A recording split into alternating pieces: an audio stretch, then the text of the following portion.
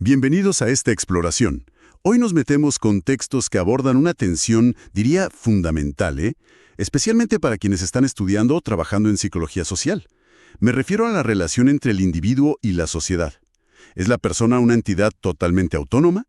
¿O es más bien un producto social? ¿O es algo, más complicado? Vamos a tratar de desmenuzar esto.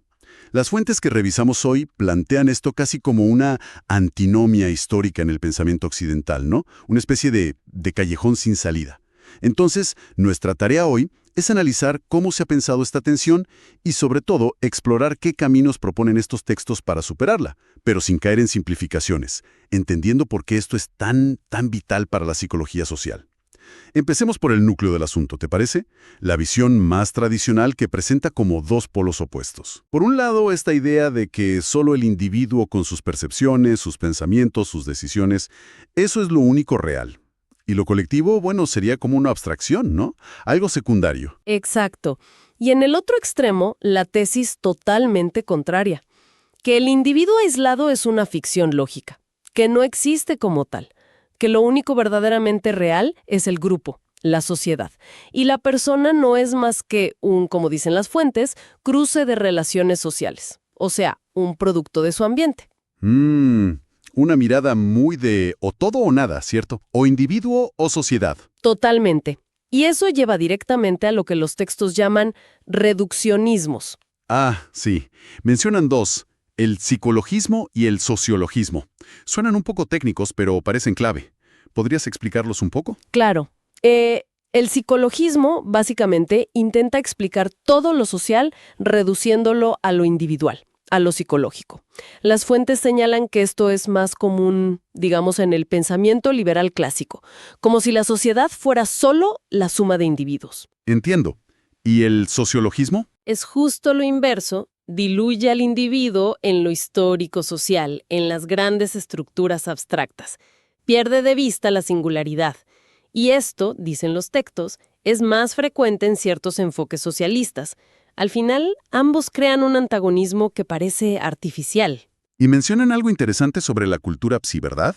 Sí, señalan una tendencia particular, a veces casi un impensable, dentro de la psicología a caer en el psicologismo. Como si costara trabajo pensar lo social sin reducirlo inmediatamente a la mente individual. Qué curioso. O sea que desde la propia disciplina a veces se tropieza con esta reducción. Bueno, entonces, si estos dos extremos son problemáticos, ¿cuál es la salida? ¿Qué proponen estos autores? La propuesta central, y esto es importante, es abandonar ese paradigma antagónico. Dejar de buscar un ganador entre individuo y sociedad. En lugar de intentar resolver la tensión eliminando uno de los polos, la idea clave es sostenerla. Aceptar que ambos, lo singular y lo colectivo, coexisten y se influyen mutuamente todo el tiempo. Sostener la tensión, no eliminarla. Suena desafiante. ¿Dan algún ejemplo de cómo hacer eso? Sí, mencionan, por ejemplo, a los historiadores de la Escuela de Anales, como George Dewey. Ellos ya en su momento cuestionaban esas dicotomías tan rígidas como objetivo-subjetivo, o separar la economía de la cultura como si fueran mundos aparte. Dewey, por ejemplo, destacaba cómo las representaciones, es decir, las ideas, las imágenes que una sociedad tiene sobre sí misma, son cruciales, son parte de la realidad social, no un simple reflejo. Ah, claro. No es solo la estructura económica dura, sino cómo la gente la vive, la interpreta, le da sentido. Eso también construye la realidad. Exactamente. Esas representaciones tienen efectos muy concretos. Y esta idea de sostener la atención, ¿cómo se ve en el análisis de grupos? Porque ahí la interacción es muy directa, ¿no? Bueno, ahí se critica fuerte lo que llaman grupismo. Grupismo. Sí, es esa tendencia a analizar los grupos como si fueran islas, ¿viste? Como entidades cerradas, ignorando cómo están atravesados por las instituciones, las normas sociales, la historia. Lo que los textos llaman los atravesamientos institucionales y sociales.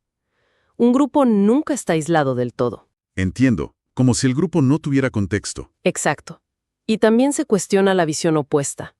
Ver al grupo solo como un escenario donde cada individuo despliega su mundo interno, sin más, como si el grupo no creara algo nuevo. Entonces, ni el grupo aislado ni el grupo como mera suma de individuos. ¿Cuál es la alternativa? Como contraejemplo potente, se cita mucho la noción de Pichon-Rivière sobre la articulación entre horizontalidad y verticalidad en los grupos. Pichon-Rivière, un referente clave en psicología social acá en Latinoamérica, ¿no? Absolutamente. Para Pichon, la horizontalidad es la interacción presente, el aquí y ahora del grupo, lo que se comparte, lo que se dice y hace. Y la verticalidad es la historia personal de cada integrante, su mundo interno, sus experiencias pasadas, su singularidad. ¿Y la clave es la articulación, decías? Sí, Pichon no subordina una a la otra, no dice que una sea más importante. Las mantiene en tensión dinámica, no busca resolverla, sino trabajar con ella. Y de ese cruce, de esa tensión entre lo singular vertical y lo compartido horizontal, es que surge lo que él llama el emergente. El emergente. ¿Qué sería exactamente? Suena como un concepto central. Lo es. El emergente es esa cualidad nueva, ese fenómeno, esa verdad grupal que surge específicamente de esa interacción en ese momento y con esas historias particulares. No es algo que estaba precontenido en los individuos por separado, ni es la simple suma de sus partes. Nace de esa tensión creativa, de ese encuentro. Es lo nuevo que el grupo produce. Fascinante. Es como si el grupo tuviera la capacidad de crear algo que trasciende a los individuos que lo forman, pero sin anularlos. Justamente. Y eso nos conecta con otro concepto que aparece en los textos, la subjetividad colectiva. Subjetividad colectiva. ¿A qué se refiere? ¿Es como una mente grupal? No exactamente como una mente única, ¿eh? Se refiere más bien a los procesos de creación y sostenimiento de sentido que son compartidos por un colectivo. Las formas de ver el mundo, los valores, las narrativas. Está muy ligada a la cultura, entendida como esa matriz de significación, esa cosmovisión compartida. Y también a la capacidad de un grupo o sociedad de ser autónomo, de definirse a sí mismo. O sea, los modos de sentir, pensar y actuar que no son puramente individuales, sino que compartimos y nos constituyen como parte de unos otros. Exacto. Y es un proceso dinámico, dialéctico, siempre en construcción, no es algo fijo. Y algo muy importante que subrayan las fuentes, no se opone a la subjetividad individual, no la anula. ¿Cómo es eso? ¿Cómo conviven? Son como distintos niveles de análisis, distintas lentes para mirar. La subjetividad colectiva refleja más las estructuras sociales, las inercias históricas, los mandatos culturales. La subjetividad individual, en cambio, se enfoca más en las estructuras psíquicas, la historia libidinal, lo singular de cada biografía. Pero ambas, insisten los textos, son expresión de deseo y de historia, se entrelazan. Entiendo. Son niveles diferentes, pero profundamente interconectados de cómo construimos nuestra experiencia y le damos sentido al mundo. Y todo esto, ¿cómo aterriza finalmente en la perspectiva específica de la psicología social, según estos autores?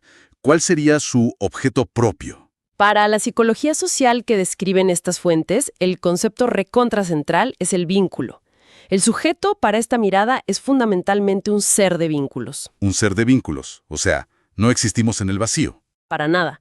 Los constituimos en la relación con otros, desde el inicio de la vida. Esos vínculos que están cargados de afecto, de significado, de poder, de historia, son los que conforman nuestra subjetividad. Definen cómo nos posicionamos frente al deseo, frente a la alteridad, frente a la norma social. Pichon-Rivière, de nuevo, llega a proponer toda una teoría del vínculo. Una teoría del vínculo. Sí, y esto implica pensar un sujeto complejo. Un sujeto que sí, tiene un inconsciente, está marcado por lo simbólico que es social e histórico. Un sujeto que vive en la intersubjetividad, en el encuentro con otros. Pero también, y esto es clave, un sujeto activo, deseante.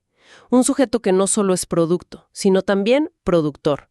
Productor de cultura, transformador de su experiencia, creador de nuevos sentidos. Es la articulación constante, entonces. Lo singular y lo colectivo en diálogo permanente, constituyéndose mutuamente a través del vínculo. Exactamente esa es la idea fuerte. La articulación viva de lo singular y lo colectivo. Bueno, creo que queda bastante más claro. La invitación de estos textos, entonces, no es a tomar partido en esa vieja pelea entre individuo y sociedad, sino más bien a explorar esa relación compleja, dinámica, a veces tensa sí, pero siempre presente y constitutiva. Una perspectiva que parece fundamental para cualquiera que trabaje o estudie los fenómenos psicosociales, ¿no? Totalmente de acuerdo. Es un cambio de perspectiva necesario. Y quizás para dejar picando una reflexión final.